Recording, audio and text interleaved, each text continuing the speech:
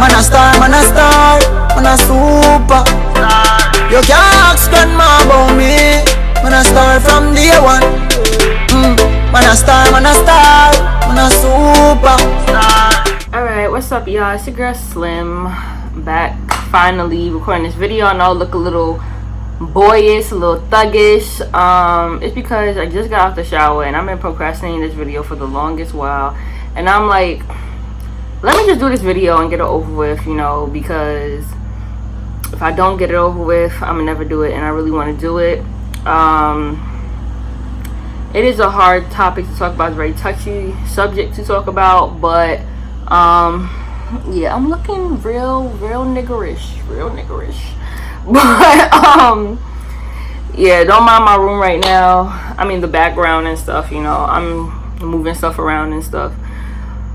I know you're probably like, why are you not in your car? Why are you not in your comfort zone? Well, I didn't have my car for a couple of days because my starter wasn't working on a push to start. Don't make no sense, but it's working now, so I'm happy. Shout out to my uncle. Thank you for paying for my car, because your girl couldn't pay that. The car's gonna sit right in the back because I wasn't gonna do it. And if y'all looking at my ring, shout outs to God Body Gems, my friend's chakra line. So she sells, like, you know, sage. She sells smoke chakras that like holds your blunt for you. It's like a ring. She sells the waistband things.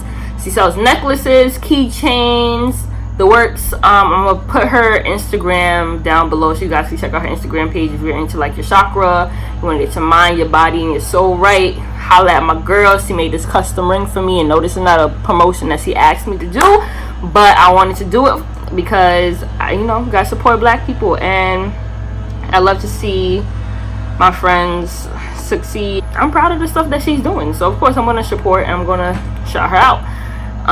So that will be in the description below, so make sure you check that out. But let me get into this video. They cutting grass outside, so I hope you guys can hear me because it's really loud. I try to close the windows, but it's not working. So let's get into the video.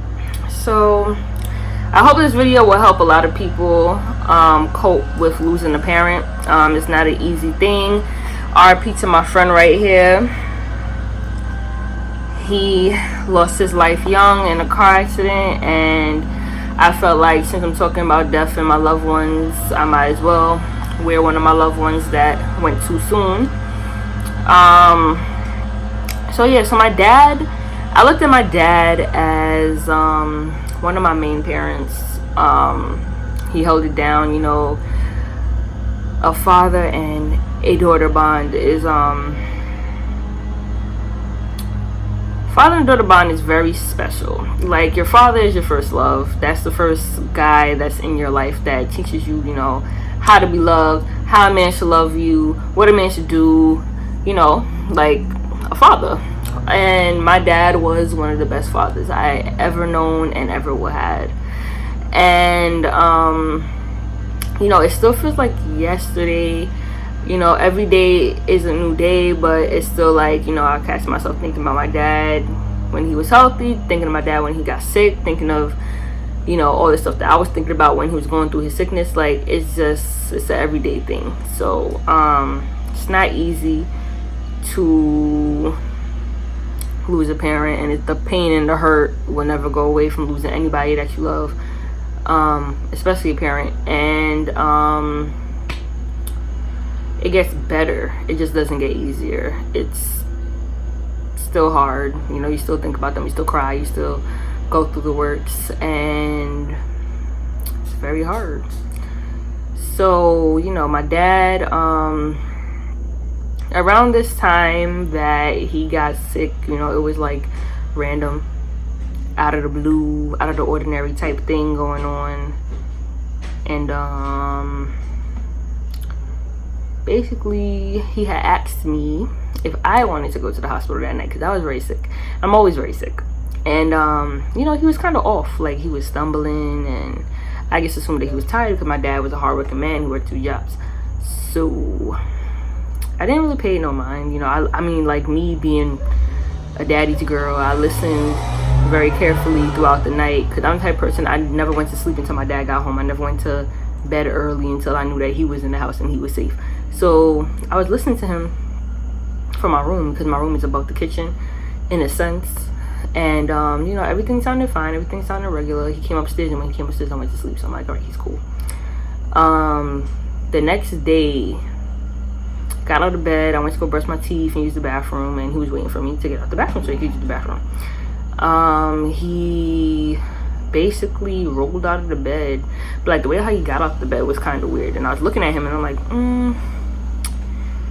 he's just being him. He's just being a man, I guess. So I went back in my room. I was laying down, I was on my phone, and I forgot what time it was, but it was probably like 11 or 10. It was a Saturday, so he was home from work, so he doesn't really work on the weekends like that. And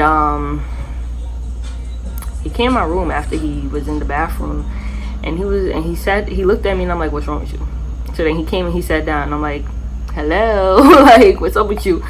And because it was very random, like he never did that, but I could tell that something was wrong with him. So I'm like, say what's wrong with you? So he basically looked at me and he looked very confused, and he was like, well, I think I'm having a stroke. So I looked at him, and me, you know, he raised me to be a strong woman, so I immediately had to take his role real quick. And I'm like, all right, well, go get dressed, give me your car keys, we gotta go. And this is when, like, I first started driving. Like, I wasn't really driving like that, and they wasn't letting me drive like that, but they was letting me drive here and there. But I'm like, this is an emergency, and we're not about to call the ambulance. Like, let's go. The faster we move, the faster we go. So my mom was downstairs, and you know, I got dressed and I ran into his room, and he was like half dressed. So I was helping him get dressed, and then something was going on with him. Like, I don't know what it was. I couldn't explain it, but he was like,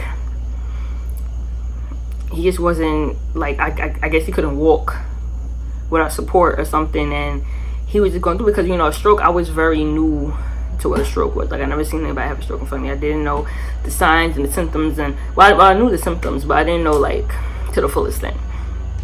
So my mom came upstairs and she was like, what going on, mad Guyanese. And so I was like, he thinks he's having a stroke. So she was like, what, a stroke, what? So, you know, she had gave him aspirin. Now, aspirin was the right thing to give somebody that's having a stroke, because, you know, it helps, but not too much aspirin. So she wasn't sure how much aspirin to give him, so she gave him 2, because that's like the normal thing to give people.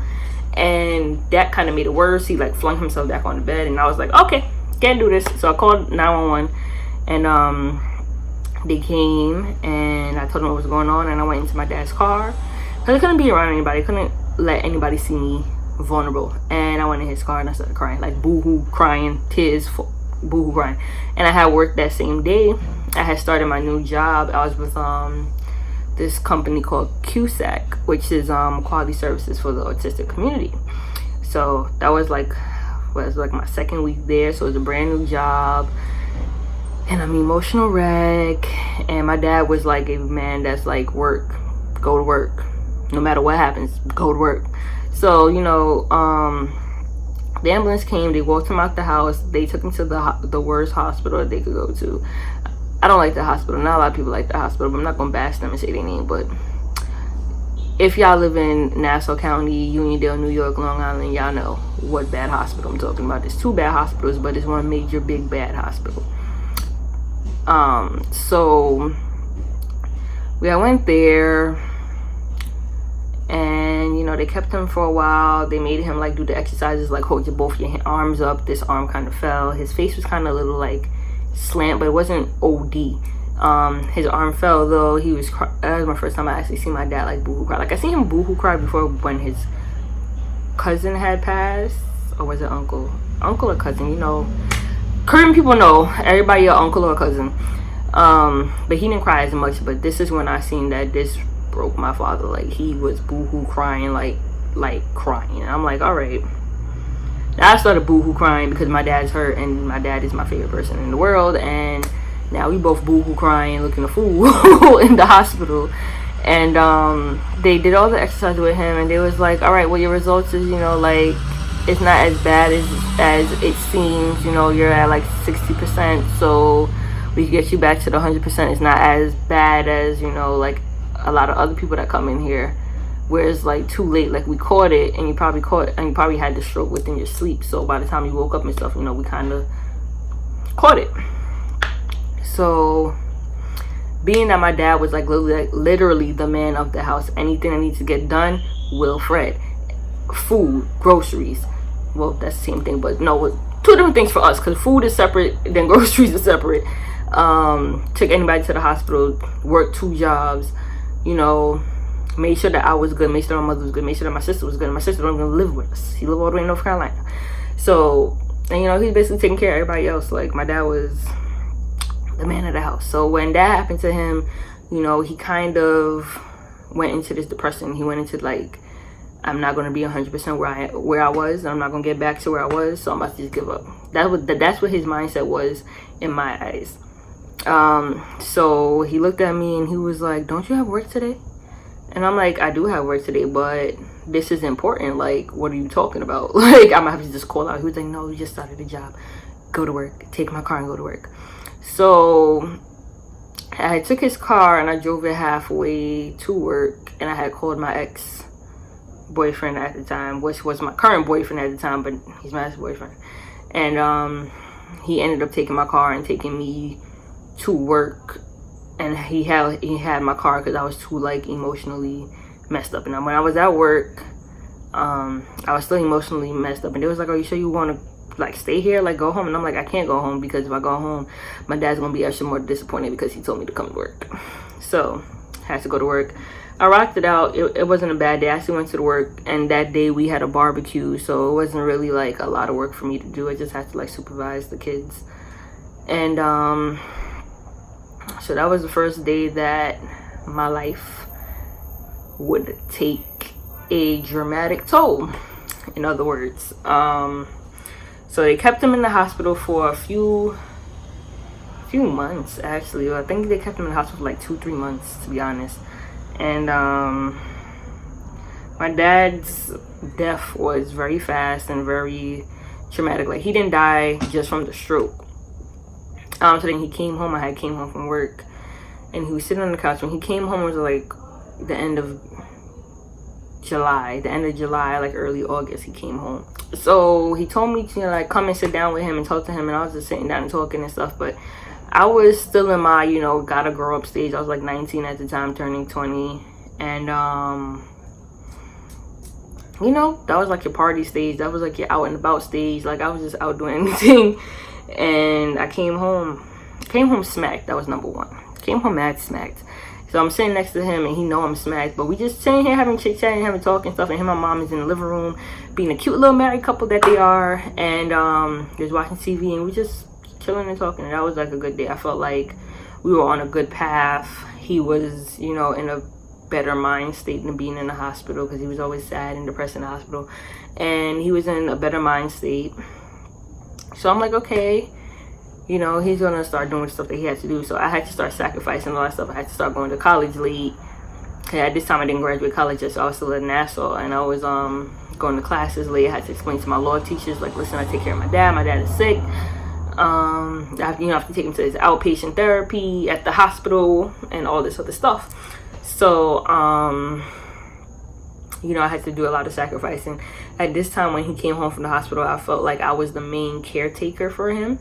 Anything that he needed, if he needed food, if he needed to go to the outpatient visits, if he needed to go to the, for not only the physical therapy, but also the eye doctor, because when you have your stroke, you have to go to see an eye doctor, because he already wore glasses, and it kind of like messes up your vision. And I had to do a lot. I had to do the groceries, and he was always calling on me hand and foot, to the one point that I really broke down and I had an anxiety attack. And it was very overwhelming for me. And he had to have a talk with me, like, I'm not gonna work you and overwork you like everybody has overworked me in my life, and I don't want if I go, that they do it to you. And you know, like, I don't want you to stress, and I know you have school and I know you have work, and you know, I just feel like it's easier for me to call on you because I know that you'll do it, and da da da da. And then that's when everybody else was like, you know, like, we're here, we could help too, you know, we're here. So I started to take turns and stuff. Then my dad started to descend. Nobody really went into the doctor visits with him. You know, we just let him go on his own to make him, like, you know, continue his independence, because he was a very independent man. And I feel like he knew that he was getting worse, but he didn't want to tell anybody. He didn't want to stress us out. He didn't want to worry anybody.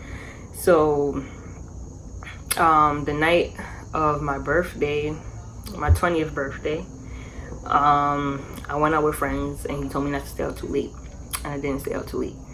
And well, I did stay out late. I came back around 1 o'clock in the morning, but we was watching Power. You know, I didn't really go out because I went out 2 nights before, and I celebrated my birthday then.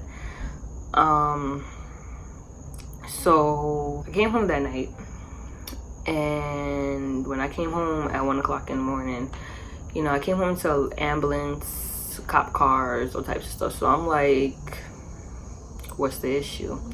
So I got out my car and I walked up to my door, and the EMS guy was like, can you move out my way? I said, no, I'm not gonna move out your way. What's wrong with my father? And he was like, you live here. I said, you doing just hear out my mouth what's wrong with my father? That's what I said. When it comes to my father, I'm very, like, I already got an attitude, I already got a temper problem. But once you play with my father, it's a whole different ball game with my attitude. So my attitude instantly flipped. I was in a good mood, flipped. Seeing him on the stretcher, he's not conscious, he's not talking to nobody, nothing. So he actually, what happened was, he had heard the doorbell, and nobody else heard it, but he heard it, and he was trying to get up to go down the steps to open the door for a family member, and he ended up falling down the steps. I don't know how many steps he fell down. I knew he tried to, like, grab onto the step because the picture frames fell and stuff, but I don't know if that was because he tried to grab or if his head, I don't know, but I know he fell down the steps. We don't know how many flights of steps he fell down, but because when you have a stroke, you're on blood thinners, so it makes you bleed a lot. So that was the problem. So we ended up going to the hospital, and he wasn't conscious. He was in a coma for about 16 hours. Yeah, so imagine, you know, seeing your father, and he, you know, you see the room that he's in, and, you know, you see the blood all over the floor. You see, you know, tubes all throughout him. There's a machine breathing for him. Like, you know, that was very traumatizing for me to see, especially on my birthday. That wasn't the best thing for me to see. So me and family came back the next day, and you know, me again with my attitude. I feel like that's what woke him up, was my attitude, because I was blacking at the doctors, I was blacking at the nurses, and oh Lord. And I just wanted, you know, them to pay attention, because he actually woke up from his coma, and they kept saying that a lot of stuff that he was doing was involuntary, but I'm like, no, he's awake. It's very, you know, voluntary at this moment. And because they're a sucky ass hospital, they actually finally came and realized that he woke up on his own, and they took out the breathing stuff, and that took, we were there for like 2 hours. So the second hour he woke up, and then we ended up leaving when he woke up, which I think that we should have stayed a little bit after he woke up, because we just left because we were there for a while. Probably wasn't even there for 2 hours, probably there was like 3-4 hours, and he woke up within the last hour that we were there. And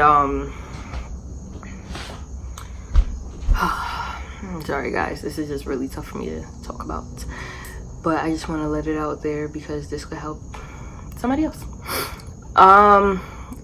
So he woke up, and he ended up taking out the other tube that they left inside because he didn't want that to breathe, and they had to restrain him, all this other stuff. So he was in the intensive care unit for about a month and a half. So that brings us to where It brings us to the end of September, October. So from there, from October, he was in and out, what is those things called? Like, I'm having a brain fart.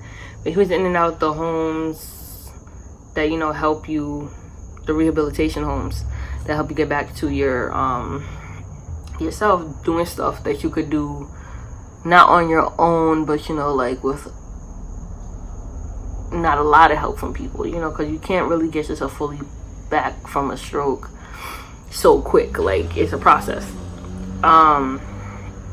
So he basically was in and out of those, and I used to drive past it a lot, and anytime I seen an ambulance, I'm like, I know it's coming from my dad. And every time I said it, I was 100% right, because somebody was there with him waiting for the ambulance to come so they could go with him and all this other stuff. So I was in and out the hospital a lot, to the point that now I hate that hospital. I hate going to the hospital. I hate driving past that hospital. Like, I'm tired of it.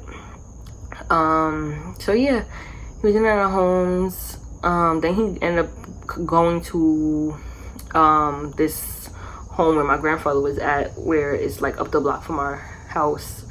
You know, we all took turns. You know, we all took shifts feeding him and, you know, bringing him stuff and trying to clean him up and brush him up and stuff like that. And in the hospital, he was over it. He wanted to go home. He used to tell us that he wants to get up and walk out of the place because he hates it there. And I didn't blame him. My sister didn't blame him. Nobody blamed him. And you know, he wasn't strong enough after he went into that coma. He wasn't strong enough to walk on his own. They stopped the therapy, so he started to swell up more. He ended up developing lymphoma. And that is what really took my father from me. This was a lymphoma. You know, he gave up eating. He gave up trying. I used to come there all the time, and, you know, when the doctors had that talk with us, well, with me, and I had to FaceTime my sister to talk about some, you know, end of life care and all that stuff like that. We were like, well, you're going to do everything in your power to keep our father alive, because that's your job. That's what you took a vow to do. So we're not going to sign no damn DNR. You're going to do what you have to do. And, you know, I guess they did the best that a crappy hospital could do. And it wasn't good enough, basically. You know, me and my sister had a plan to, like, kidnap him from that hospital and take him to the hospital that we wanted him to go to, because his oxygen level, he was good on it, but sometimes I used to come in the hospital room and he used to have it on the floor. And I'm like, why do you have it on the floor? Like, what's wrong with you? Like, I don't want to come here and, God forbid, like, I see you not alive because you didn't have the tube in your nose to breathe. And my mother was actually, well, my mother and I think my aunt and them was like kind of like the last people to, you know, see him. When we normally had took turns, I used to take Fridays, and I think I used to take like 3 days out of the week, and they used to take the rest, and Friday was normally my day. And Friday the 18th of November, my mother happened to be home for some odd reason. She was never home. So I'm like, okay, well, you could go and you could feed him and you could do all that stuff. And I'm going to head out to Pennsylvania because I had a baby shower to go to the 19th for a friend. And I was like, let me travel up here the night before. I was going to travel up there the night before anyway, but I wanted to, at least I got to leave earlier than I was initially going to leave, because I had in my mind that let me go feed my father. And he was only in that place for like, what, a week and a half. So within that week and a half, I didn't see him. I was going to see him that Friday, but she was home. So I'm like, okay, you can take this turn. And, you know, she was like, he was very distant. And then my friend ended up having to go to the hospital that night that we got up there and stuff. And I was talking about my dad for about an hour and a half. They asked the question and I just went on about it. And I was just talking about him for how long. And, you know, the next morning, the 19th, you know, I woke up. I missed the first phone call. The first phone call was from the facility. The second phone call was my cousin, and she was crying on the phone. And I'm like, what's wrong with you? And she was just like, you need to come home. And I said, come home for what? And she was like, he's gone. And I said, who is he? And she was like, he's gone. I said, who is he? And she said, my father. and I didn't know what to do. I just dropped the phone and I tried to run out the house, and my friends kind of stopped me from, you know, leaving and stuff, and they just like held me and stuff. My ex at the time was on his way up to Pennsylvania because he had to DJ the baby shower, and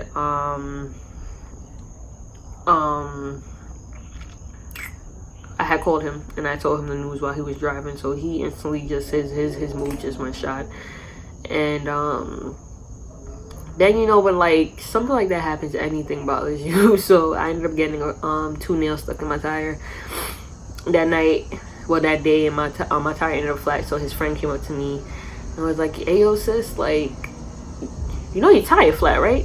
And this was like after I got there, and you know, everybody was like, "I'm sorry for your loss, I'm sorry for your loss." And I'm like, "It's okay." Then I actually like broke down in the car and I couldn't eat. I wasn't eating all day. But yeah, he told me that, and I started crying, and he was like, "Sis, we could fix it. Like, what's going on with you?" And then they had to tell him, like, "Listen, her father just died this morning." And they took me out the car, and I went to go lay in my ex car and, like, you know, like take a nap and just relax and stuff. And they tried to get me to eat some food. So we got Chick-fil-A, and Chick-fil-A is really good, but that day the fries, they were like nasty. I couldn't eat it. You know, it felt like mush in my mouth. I was throwing up. Like, it was worse. And I really commend my ex for the stuff that he did. You know, he took his shirt off, he took his clothes off his body and gave it to me, because I was throwing up everywhere. I was a whole mess. And he ended up going late to the baby shower to DJ, so he had his friend there. His friend started it up and was playing the music until we got there, because he wanted to make sure I was good. You know, he wanted to make me tea, he wanted to do this, he wanted to do that, and commend you. You are the best.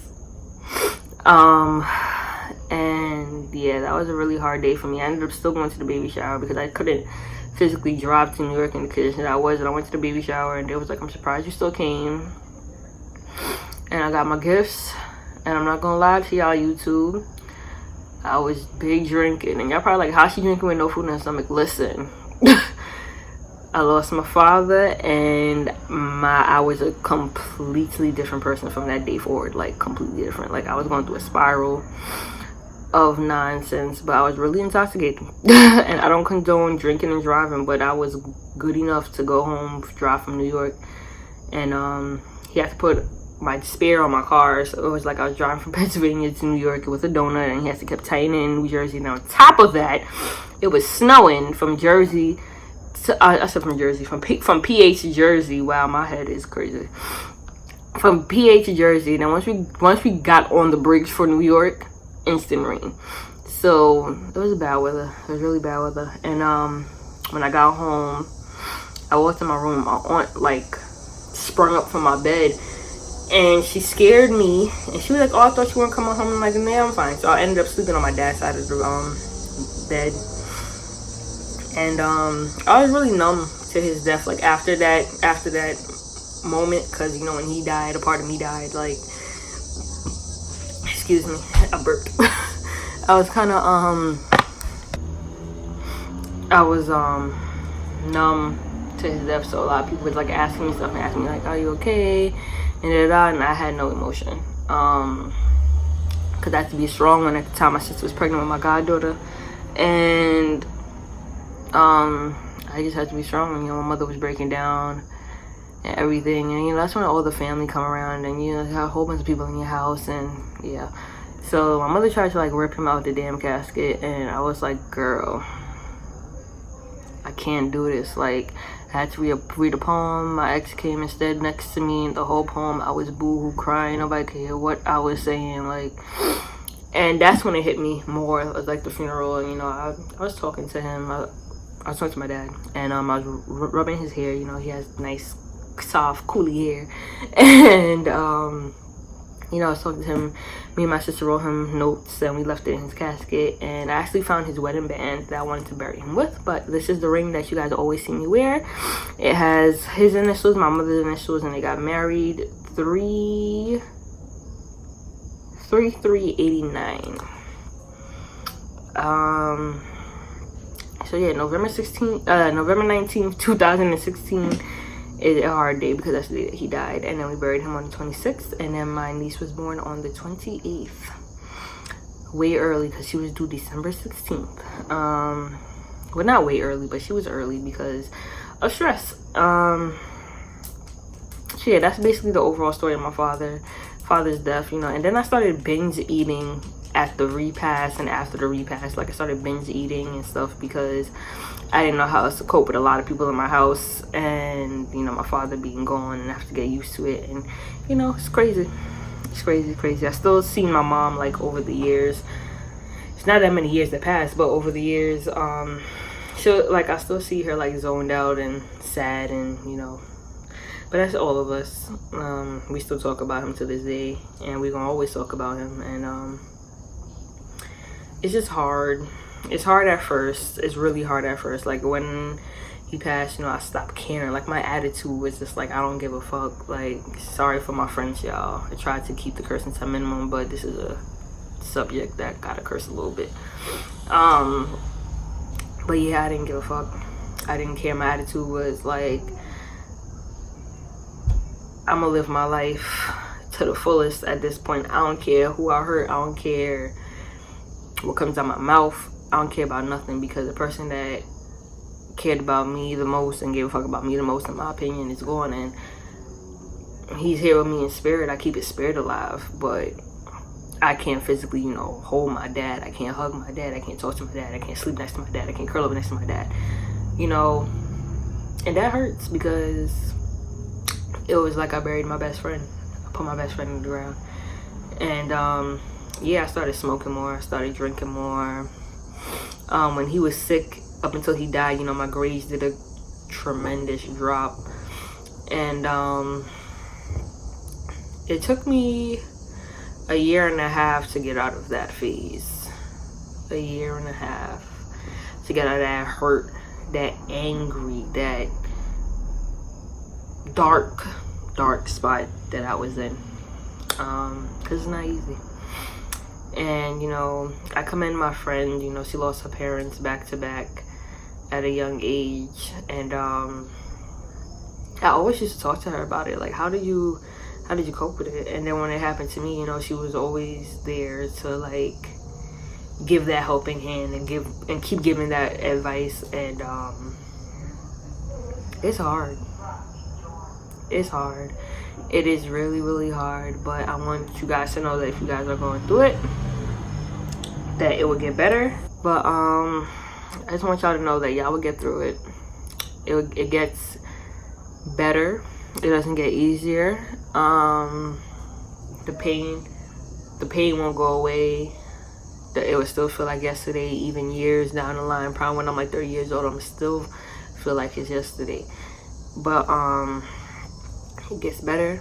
You have to take this experience and go through the motions. You're gonna go through the denial stage, the hurt stage, the upset, the depressed, the bargaining stages, all of that. And when you get to the acceptance stage, no matter how long it takes you to get to that acceptance stage, that's when you start to switch it up for the better. Because, you know, they're still here with us. They're still looking at us. They're still trying to guide us the best way that they can. Even though they're not physically here in their physical form. They're here in their spiritual form. They are. And, you know, when I hit my acceptance stage, it took me a year and a half. And, you know, I got my shit back together. I went back to school. I took a year off from school. But I got back to school. I'm graduating now with a 4.0. About to go on an externship with a 4.0. Okay. And, you know, my life is back together. You know, I still have a lot of growing to do. But I came a long way. I came a long way from being angry. You know, I matured a lot. I still have more maturing to do. But I matured a lot from that crazy, angry, party type of phase to where I'm at now. And you will get through it too. You'll get through it too. It may not be overnight. It may not be in a year and a half like me. It may be 2, 3, 4 years. And whenever you get that acceptance and you hit that stage, it'll be worth it. It'll be worth it. You know, we all don't know the pain of losing a parent, but we all know the pain of losing a loved one, and it doesn't measure up to losing a parent, but because that's somebody that raised you, that's somebody that helped bring you in this world. Like, that's the first people that you knew. But you know, losing somebody regardless is very hard, and there are better days to come. There are better days to come, and I hope my story has helped you guys a little bit. This is really tough to talk about. I was gonna write stuff down, like I said I was gonna do my last video, but here I am, like my last video, blurring everything out, and I hope I'm not missing anything. But if you guys want like a more informed advice type of thing, you can let me know on my Instagram or my Twitter. I'll leave it in the comments down below.